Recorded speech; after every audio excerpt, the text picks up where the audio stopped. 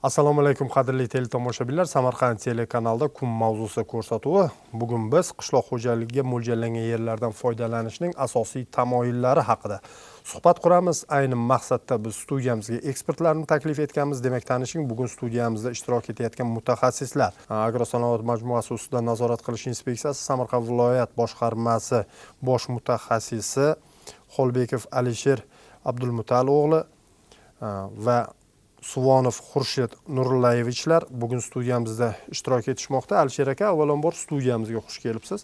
Bugun qishloq xo'jaligida ishlatiladigan yerlar, ya'ni qishloq xo'jaligiga mo'ljallangan yerlarda foydalanishda asosiy unsurlar, asosiy omillar nimalardan iborat? O'zbekiston Respublikasining ayrim qonun hujjatlarini qabul qilish yuzasidan 2024-yil 936-sonli qonunni qabul qildi. Ushbu qonunda yerdan foydalanuvchilar, ijarachilar, yuridik va jismoniy shaxslar tomonidan bir qancha yengilliklar berdi. Ushbu yengilliklar 1 gektargacha bo'lgan yer maydonlarini ikkilamchi ijara shartnomasi asosida qabul qilish, ushbu ijara shartnomalarini 10 yil muddatga uzaytirish va ijara shartnomalarida belgilangan tartibga solish yuzasidan yangi qonun ishlab chiqilgan. Ushbu qonunda bir qancha yengilliklar, misol uchun yer kodeksiga 40-moddasiga o'zgartirishlar, 24-moddasida ijaraga olish tartiblari o'zgartirish tamoyillari qo'shilgan. Bundan tashqari fermer xo'jaligi to'g'risida qonunning 17-moddasiga yana qo'shimcha bir qancha qo'shimchalar kiritilib, ushbu qo'shimchalarda agrosanoat klasterlari, yuridik va jismoniy shaxslarga berilgan yer maydonlarida tut ko'cha, dala chetlari, drenajlar, kollektor zovurlar atrofiga maqbul ekinlarga ziyon yetkazmagan holat tut ko'chatlari va boshqa plantatsiyalar yaratish belgilab qo'yilgan. Bundan tashqari shu qonun bilan agrosanoat majmuasi ustidan nazorat qilish inspeksiyasiga ma'muriy javobgarlik to'g'risida kodeksining 245-modda 7-qismi bilan bir qancha o'sha qonun talablarini bajarmagan yuridik va jismoniy shaxslarni tartibga solish yuzasidan 65-modda, 68, 69-moddalar belgilangan tartibda berilib, ushbu qishloq xo'jaligiga mo'ljallangan yerlardan oqilona va samarali foydalanishning samarali yo'lga qo'yish maqsadida ushbu vakolatlar berildi. Bunda agrosanoat majmuasi ustidan nazorat qilish inspeksiyasi faqatgina nazorat qilib emas, fermer xo'jaliklari, jismoniy va yuridik shaxslar tomonidan egallangan, ya'ni qonun tomonidan berilgan yerlarni belgilangan tartibda ishlatish, qonun talablarini buzmagan holatda belgilangan maqbul ekinlar ekib, samarali va sifatli daromad olish. Bundan tashqari managi agrosanoat klasterlari tomonidan bajarilayotgan ishlar, ushbu ishlarni qonunda belgilangan tartibda qonun hujjatlariga asoslanib ishlashini nazorat qilish belgilab qo'yilgan. Aynan o'sha ariq, zovur, drenajlar atrofini tut ko'chatlari ekib turib o'zlashtirib olish maqsad qilayotgan fuqarolar ham bo'lishi mumkin-da. Uni tartib tamoyili bormi? Uni kim nazorat qiladi va qay uslubda nazorat qiladi? Bu o'sha daraxtlarda ekilishida o'sha kadastr tomonidan zovurlar, drenajlar davlat ro'yxatidan o'tgan, bir UZCAD tizimi orqali, o'sha UZCAD tizimi orqali o'tkazilgan yer maydonlari doimiy ravishda monitoring qilib boriladi. Monitoring natijasida mana fuqarolar tomonidan o'zboshimchalik bilan egallangan bo'lsa, huquqni muhofaza qiluvchi organlarga belgilangan tartibda materiallar yo'naltirilib, o'sha qonun buzilishini bartaraf va o'sha belgilangan qonunlar bilan ishlash bo'yicha tegishli tavsiyalar beriladi. Qishloq xo'jaligiga mo'ljallangan yer deganda faqatgina o'sha klaster fermer xo'jaliklari emas, balkim tomorqa yer egalari, dehqon xo'jaliklar ham aynan o'sha bugungi kunda qishloq xo'jaligi mahsulotlarini yetishtirishda o'ziga xos o'rin tutadi. Agroinspeksiya tomonidan o'sha dehqon xo'jaliklari, tomorqa yer egalarining ustidan qanday nazorat tadbirlari o'rnatiladi va bularning tartib tamoyili qanday? O'zbekiston Respublikasida Qonunchilik palatasi tomonidan ma'qullangan, Senat tomonidan ham ma'qullangan va Prezident tomonidan imzolangan 17-iyuldagi 936-sonli qonunda o'zgartirish kiritilganligi sababli O'zagroinspeksiyani tegishli vakolatlar berilgan. Aynan siz aytib o'tgan mana shu belgilangan maqsadlarda foydalanmagan taqdirda, misol uchun dehqon xo'jaliklaridan belgilangan tartibda ekin ekilmasligi ustidan nazorat qilish O'zagroinspeksiyaga berilgan bo'lib, ushbu modda bilan tegishli tartibda choralar ko'rish belgilab qo'yilgan. Shuningdek, dehqon xo'jaligi fuqarolar yo bo'lmasa qishloq xo'jaligiga foydalanadigan fermer xo'jaliklari, dehqon xo'jaliklar jamiki shu fermer xo'jaliklar ustidan nazorat qilish inspeksiyaning vakolatida bo'lib, tegishli tartibda ma'muriy jarimalarga tortiladi. Ma'muriy javobgarlik to'g'risida 60-modda, 65-modda 1-qismi, 2-qismi va 3-qismlariga tegishli tartibda ma'muriy jarimalarga tortiladi. Bundan tashqari fermer xo'jaliklari yer maydonlariga tegishli ruxsat olmagan tartibda noqonuniy qurilish qilsa, unumdor qatlamini olsa, misol uchun yerni unumdor qatlami 50 santimetrdan ziyod kovlansa, unga yerga zarar yetkazgan hisoblanib, agroinspeksiya tomonidan ma'muriy javobgarlik to'g'risidagi kodeks 68-modda bilan tegishli tartibda choralar ko'riladi. Jarima qo'llanilayotganda uni tartibi qanday? Masalan, 50 santimetr deyapsiz, yer sathi ham hisobga olinadi. Masalan, kimdir 5 sotix joyda o'sha 50 santimetr anaqasini yerni hosildor qismini olgan. Bu qasddan zarar yetkazgan yerga. Kimdir 1,5 gektar. Buni o'sha yer sathiga bog'liqmi jarima qo'llashda yoki yo'q? Asosan qishloq xo'jaligi yerlariga jarima qo'llaniladi. Jarimasini hisoblashda Vazirlar Mahkamasining 146-sonli qarori 55-bandiga asosan tegishli tartibda formulaga asosan o'sha qishloq xo'jaligi mo'ljallangan yerni hosildorlik, unumdorlik, ya'ni bal balandligiga qarab o'sha belgilangan tartibda o'sha zararlar hisoblanadi. Rahmat. Mana Senat tomonidan 2024-yil 10-iyulda ma'qullangan o'sha qonun bo'yicha bu qonunda 40-moddasida qishloq xo'jaligiga mo'ljallangan yer uchastkalarining dala chetidagi kanallar, sug'orish va kollektor drenaj tarmoqlari atrofi maydonlarga maqbul ekinlar ekish yoki tut ko'chatlari o'tkazish ta'minlansin deb belgilanyapti. Demak, tut ko'chati bu aniq obyekt, maqbul ekinlar. Bugun qanday ekinlarni biz maqbul o'sha kanal yoqalariga, drenaj yoqalariga, dala chetlariga ekishimiz mumkin, maqbul ekin deb. Dala chetlariga maqbul ekinlar hozir belgilab qo'yilgan tut ko'chatlari, mevali daraxtlar, yana agar yer qismi kattaroq bo'lsa qishloq xo'jaligi mahsulotlarini yetishtirish bo'yicha ham belgilab qo'yilgan va ushbu qonun bilan bizlar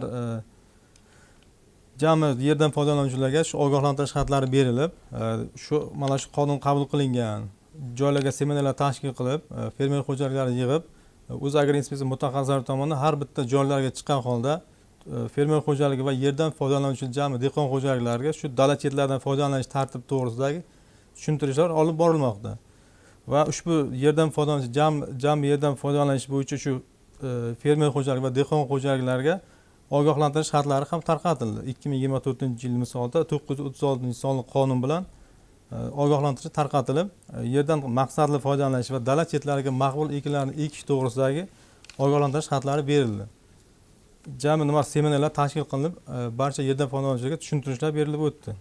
Alisher aka, mana yuqorida Xurshid aka ta'kidladilarki, ma'qul ekinlar ekishning tartib tamoyili bor, uni nazorati bor deyilyapti va yaxshi bilamizki, mana yuqoridagi fikrlardan ham o'sha yerni unumdor qismi 50 santimetr deb bugun belgilangan. Bu chindan ham o'sha tajribalar, kuzatuvlar natijasida shu o'lchamlarga kelingan. Yaxshi bilamizki, kanal va drenajlarni himoya muhofaza zonasida mana ma'qul ekinlar ekish, tut ko'chatlarini o'tkazish bugun qonunan imkoni bor va ekilayotganda buni sug'orish tizimi ham borda. Ba'zi bir joylarda yerni eroziyasi juda kuchli bo'ladi. Kanal agar pastroqda joylashgan bo'lsa, suv pastroqda joylashgan bo'lsa, agar uni sug'orayotganda katta jarlarni hosil qilish mumkin-da. O'sha belgilangan tartibda degradatsiyaga uchraydi. Degradatsiyaga uchraydi. Shunday. Sug'orish tizimi qanday? Sug'orish bo'yicha qanday tavsiyalar berilyapti? U ham belgilanganmi? Bu bo'yicha belgilangan tartibda tavsiyalar berilyapti. Bu tavsiyalarda o'sha fermer xo'jaliklari, dehqon xo'jaliklari va yerdan foydalanuvchilar barcha ijarachilarga tomchilarni sug'orish, yomg'irlarni sug'orish tizimi orqali o'sha yangi ekilgan nihollarga o'sha tartibda 3 yildan 5 yilgacha mobaynida tomchilatib yomg'irlarni sug'orish tizimi orqali bo'lsa, o'sha bu texnologiya bo'yicha, ya'ni yerni eroziyaga, ya'ni siz aytganda eroziya agar nima qilib aytganda degradatsiyaga uchragan yerlar kamayadi. Bunda mahalliy sug'orish tizimi orqali bo'lganda boyagi kollektor, drenajlardan oqayotgan suvlar bosimi katta bo'lganligi uchun yerning degradatsiyaga, ya'ni yemirilishi, o'parilishi va yo'q bo'lib ketishiga sabab bo'lish uchun buni oldini olish maqsadida ularda tomchilatib sug'orish, yomg'irlatib sug'orish tizimi orqali o'sha gidroponika deyiladi. O'shanaqa tizimlar orqali sug'orish tavsiyalar berilyapti. Bu tavsiyalardan misol uchun har bitta tumanda seminarlar o'tkazildi.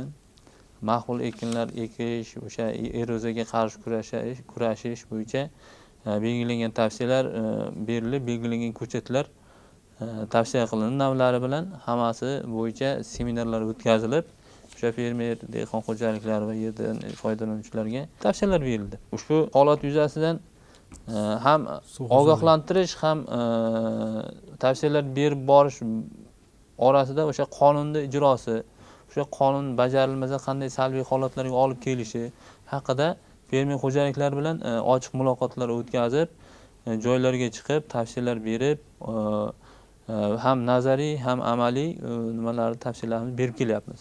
Suv sug'orish ishlari bo'yicha tegishli tartibda suv xo'jaligi tomonidan rejalar ishlab chiqilgan bo'lib, suv xo'jaligi tomonidan bu dala chetlari bo'yicha sug'orish tizimlarini tizimli qilib belgilab qo'yilgan. Bu mavzu asosan suv xo'jaligi bilan shartnoma qilinib, tegishli tartibda o'sha suvga soliqlar to'lanib, vaqtida ular tomonidan suv ishlatilishlari nima qilib beriladi, mo'ljallanib, ta'kidlab qo'yilgan shu nimada ham. Tavsiya berilyapti albatta, tomchilatib, yomg'irlatib, zamonaviy bir uslubda sug'orish bo'yicha. Lekin barcha hududda ham o'sha degradatsiyaga uchrashi mumkin bo'lgan yer deb ayta olmaymiz yoki o'sha eroziyaga uchrashi mumkin bo'lgan kanal deb ayta olmaymizda. Ba'zi bir hududlarda bor kanal o'sha yerdan anchagina tepada, uni muhofaza zonasi masalan pastroqda joylashgan. U yerda oddiy uslubda ham sug'orsa bo'ladi. Bu bo'yicha ham o'sha viloyat miqyosida hisob-kitoblar qilinganmi?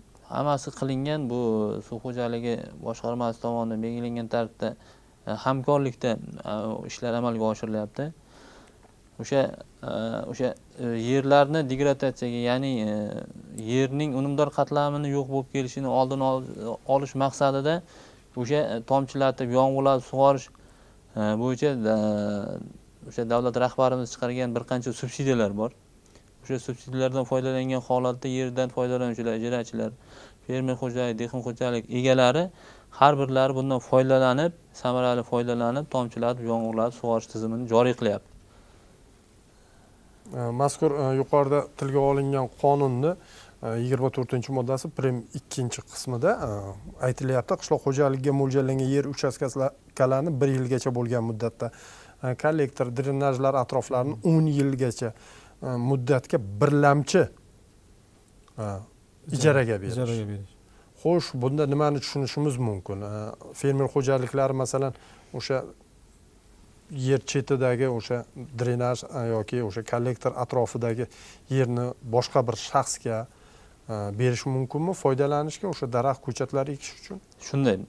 Bu ushbu qonun 936-sonli qonun bilan belgilab qo'yilgan qo'shimcha va o'zgartirishlar kiritilgan yer kodeksiga. Bu yer kodeksining ijaraga berish tartibini takomillashtirish bo'limida 24-modda 2-qismi bilan to'g'ridan to'g'ri ikkilamchi ijaraga berish va 1 yildan kollektor va drenajlar atroflarini 10 yil muddatgacha ijaraga berish to'g'ridan to'g'ri fermer xo'jaliklari tomonidan ajratiladi. Bunda o'sha daraxt ekish maqbul joylarini, ya'ni fermer xo'jaligi ekinlari, asosiy ekinlariga zarar yetkazmagan hollarda mevali daraxtlar ekish maqbullashtirib, tut ko'chatlar, mevali daraxtlar, manzarali daraxtlar ekib foydalanib, ushbu yer maydonlaridan jismoniy shaxslar tomonidan to'g'ridan to'g'ri foydalanish huquqlarini belgilovchi qonunga o'zgartirish kiritib, shu bo'yicha kelgusida foydalanib kelinish ko'zda tutilgan. Rahmat. Qadrli teletomoshabinlar, eslatib o'tamiz, kun mavzusi ko'rsatuvini tomosha qilyapsiz. Vaqt oliy hakam. Bugun biz qishloq xo'jaligiga mo'ljallangan yerlardan foydalanishning tartib tamoyili, undagi shart va qoidalar bo'yicha suhbat qurdik. Ayni maqsadda esa agrosanoat ustidan nazorat qilish inspeksiyasi Samarqand viloyat boshqarmasi xodimlarini biz studiyamizga taklif etgandik. Yana bir bora tashakkur aytamiz bugungi ishtirokingiz uchun. Bizga ajratilgan vaqt esa o'z nihoyasiga yetdi. Omon bo'ling.